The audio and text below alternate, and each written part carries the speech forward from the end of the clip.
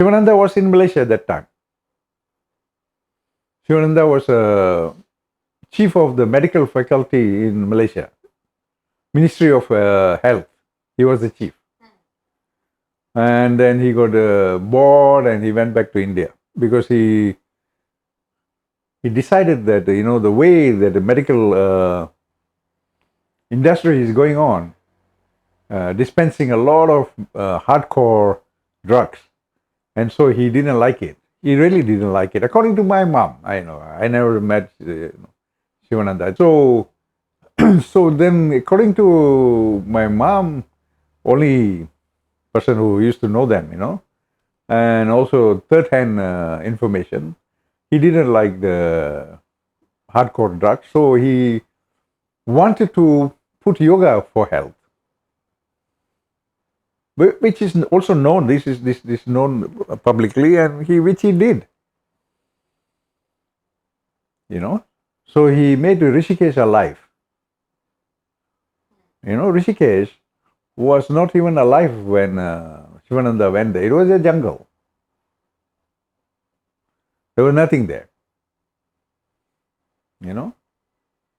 So now, of course, Rishikesh is known as the yoga center of almost the world, like Silicon Valley and California, and yoga and Rishikesh.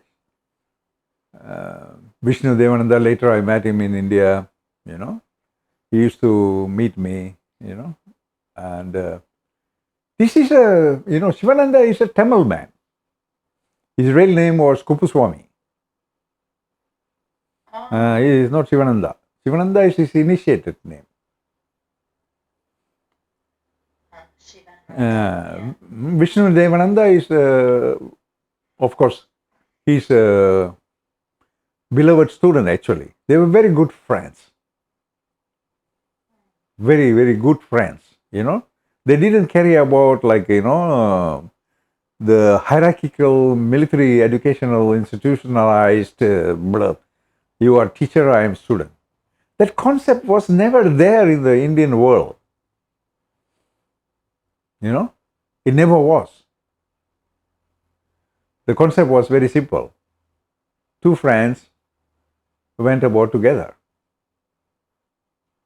And I still like that one. I like these two friends went about together rather than, you take me seriously and formalize me and put me into a formal situation of guru. Gurus never encourage hierarchy, formality, etc. They are anti-concept of power. They don't know and will never participate in power because they think power is the pathway to hell. In other words, we create hell in this dimension of life. And we rotate in this hellish way of thinking. With the coming of Europeans into India came the entire military cult. With it, power, hierarchy, and the dehumanized state of humanity. To sustain the structure of industrialization, structure, power, hierarchy were important tools. This concept of power was well understood by Gandhi. He dropped power as he came to India and started wearing the local attire. Gandhi was educated in England as a barrister and was very formally dressed in his young days. This entire concept of Gandhi against power, hierarchy, etc.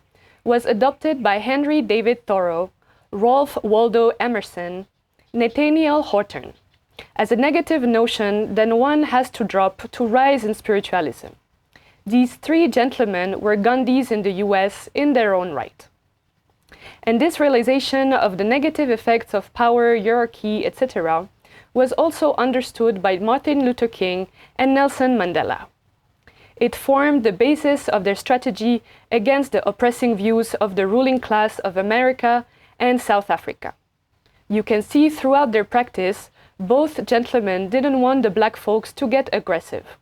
They understood the concept of hierarchy and power very well, and they restrained the black population from going into power and aggression. Instead, both gentlemen introduced the ideas of black is beautiful, black should be intelligent, and black should go to school, as their foundational rationale. This is the Gandhi Effect.